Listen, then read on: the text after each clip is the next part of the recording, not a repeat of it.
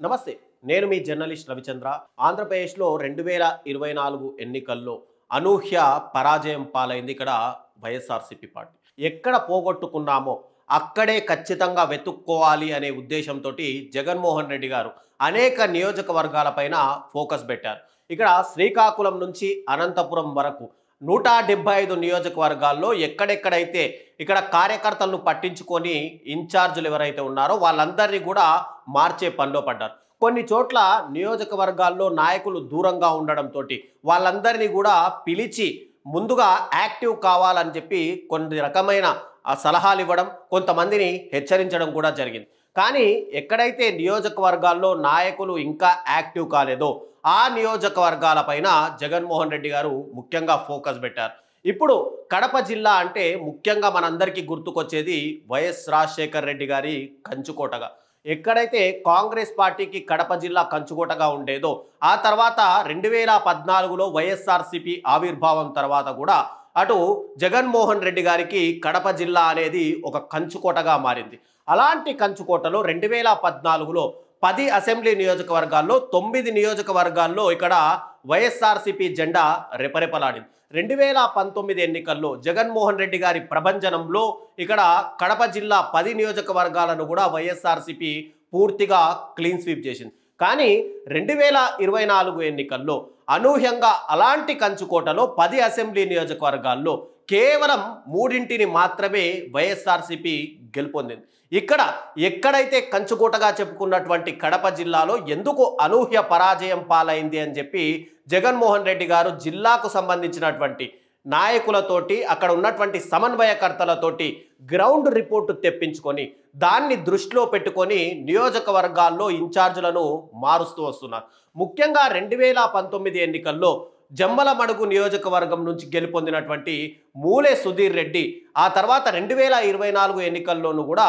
ఆయనకు మెయిన్గా అవకాశం ఇచ్చారు జగన్మోహన్ రెడ్డి. తర్వాత ఆ ఎన్నికల్లో భారతీయ జనతా పార్టీకి సంబంధించినటువంటి ఆదినారాయణ రెడ్డి కూటమి హవాలో ఒక్కసారిగా గెలుపొందడంతో అసలు భారతీయ జనతా పార్టీకి జమ్మలమడుగు నియోజకవర్గంలో అసలు క్యాడరే లేని పరిస్థితి.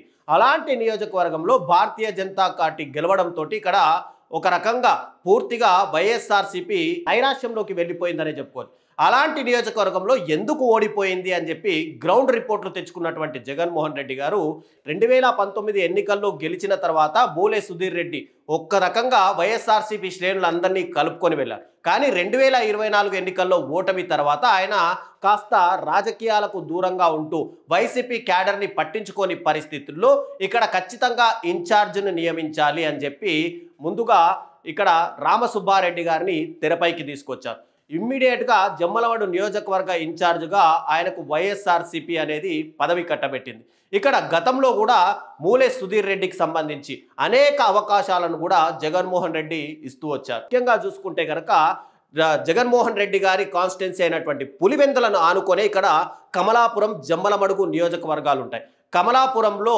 వేరే దగ్గర నుండి వచ్చినటువంటి జగన్మోహన్ రెడ్డి మేనమామ అయినటువంటి రవీంద్రనాథ్ రెడ్డి 2019 ఎన్నికల్లో గెలిచినా కూడా 2024 ఎన్నికల్లో ఆయన కూడా పరాజయం పాలయ్యారు. ఇక మరో నియోజకవర్గమైనటువంటి జమ్మలమడుగులో ఇక్కడ క్యాడర్ పూర్తిగా నిర్వీర్యమైపోతుంది. క్యాడరు ఎవరి దగ్గరికి వెళ్ళి తమ గోడు వెళ్ళబెట్టుకోవాలి. మూలే సుధీర్ రెడ్డి ఏమో ఒకవైపు రాజకీయాలకు దూరంగా ఉంటూ వైసీపీ పార్టీ ఇచ్చినటువంటి ఏ కార్యక్రమంలోనూ ఆయన చురుకుగా పాల్గొనకపోవడంతో ఒకసారి పిలిచి ఆల్రెడీ ఆయనకు యాక్టివ్ కమ్మని జగన్మోహన్ రెడ్డి హెచ్చరించి అంటే రామసుబ్బారెడ్డికి ప్లస్ అటు సుధీర్ రెడ్డికి కలిపి జమ్మలమడుగు నియోజకవర్గంలో 6 మండలాలు ఉంటాయి.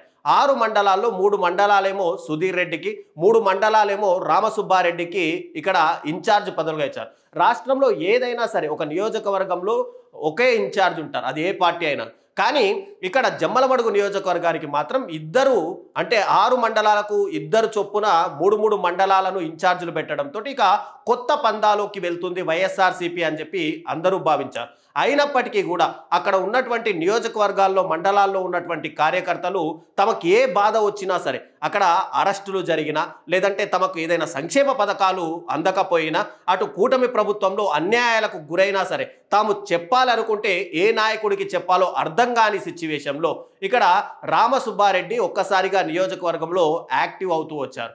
ఆయన వైఎస్ఆర్సీపీ శ్రేణులను ఉత్తేజపరుస్తూ వైఎస్ఆర్సీపీ పార్టీ ఇచ్చినటువంటి అనేక కార్యక్రమాల్లో కూడా ముందు వరుసలో వచ్చి తానున్నాను నియోజకవర్గానికి అని చెప్పి భరోసా ఇచ్చే ప్రయత్నాలు చేశారు. కానీ ఇక్కడ సుధీర్ రెడ్డి అవేవి పట్టించుకోకపోవడంతో ఇక నియోజకవర్గానికి ఒకే ఒక ఇన్ఛార్జ్ ఉండాలి అనే ఉద్దేశంతో ఇక్కడ వైఎస్ జగన్మోహన్ రెడ్డి గారు రామసుబ్బారెడ్డికి ఇక్కడ మెయిన్గా నియోజకవర్గ బాధ్యతలు అయితే అప్పచెప్పారు.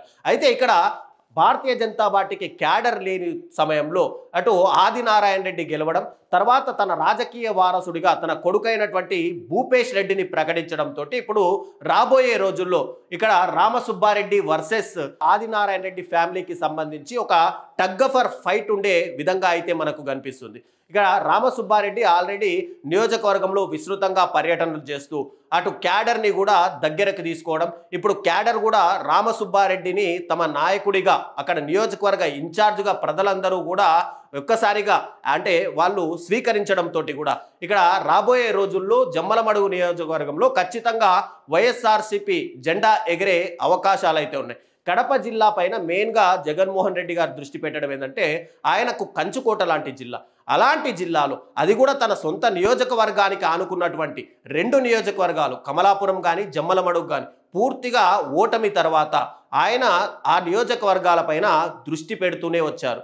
ఇటు రామసుబ్బారెడ్డికి ఇప్పుడు జమ్మలమడుగు నియోజకవర్గ బాధ్యతలు అయితే అప్పచెప్తూ వచ్చారు. రామసుబ్బారెడ్డి అంటే ఇప్పుడు సుధీర్ రెడ్డి రామసుబ్బారెడ్డి అంటూ 2 రకాలుగా పార్టీ చీలిపోయిన సమయంలో ఇక్కడ సుధీర్ రెడ్డి మళ్ళీ యాక్టివ్ అయి రామసుబ్బారెడ్డి వర్గానికి సంబంధించి ఆయన వెనక ఫాలో అవుతూ ఆయనకు సలహాలు సూచనలు ఇచ్చే విధంగా ఉంటారా, లేదంటే సుధీర్ రెడ్డి తన ప్రయాణాన్ని వేరే వైపు తీసుకుంటారా అనేది మరికొన్ని రోజుల్లో తెలుస్తుంది. కానీ ఇప్పటికే సుధీర్ రెడ్డికి సంబంధించినటువంటి ఆయన వర్గానికి సంబంధించినటువంటి చాలామంది నాయకులు ఇక్కడ రామసుబ్బారెడ్డికి టచ్లోకి వెళ్ళడంతో ఖచ్చితంగా వైఎస్ఆర్సీపీ మరోసారి కడప కంచుకోటలో 10 నియోజకవర్గాల్లోనూ జెండా రెపరెపలాడే అవకాశాలైతే ఈ ఎన్నికల్లో రాబోయే ఎన్నికల్లో ఖచ్చితంగా ఉంటాయి. ఇక్కడ కేవలం ఒక జమ్మలమడుగు విషయంలోనే కాదు, రాష్ట్రంలో ఏ నియోజకవర్గంలో అయినా సరే క్యాడర్ యాక్టివ్గా ఉన్నా కూడా అక్కడ నాయకుడు యాక్టివ్గా లేని పరిస్థితుల్లో ఆ నాయకులను మారుస్తూ రాబోయే రోజుల్లో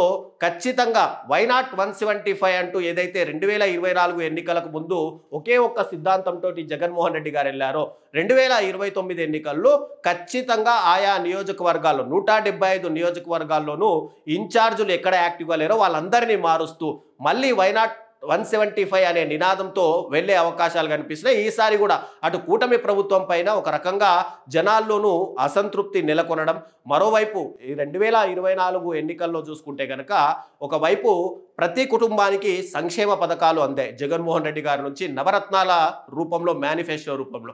అయినప్పటికీ కూడా ప్రజలలో కొంత వ్యతిరేకత వచ్చిందా, లేదంటే ఈవీఎంలు తోడ్పాటు అందించాయా అనే విషయం పక్కన పెడితే ఇక వైఎస్ఆర్సీపీ శ్రేణుల పైన ఏదైతే 40% ఓటు బ్యాంక్ ఉందో అది చెక్కు చెదరని ఓటు బ్యాంక్. మరోవైపు కూటమి అఘాయిత్యాలతోటి కూటమి సంక్షేమ పథకాలకు రాని వ్యక్తులు ఎవరైతే ఉన్నారో, అసంతృప్తులు ఎవరైతే ఉన్నారో ఇప్పటికే దాంట్లో ఓటు బ్యాంకు కూడా చాలా వరకు ఇటు డైవర్ట్ అయిపోయింది వైఎస్ఆర్సీపీ వైపు. కాబట్టి ఇక 175 నియోజకవర్గాల్లో ఖచ్చితంగా వైఎస్ఆర్సీపీ జెండా ఎగురుతుంది అనడంలో ఎలాంటి సందేహం అయితే లేదు.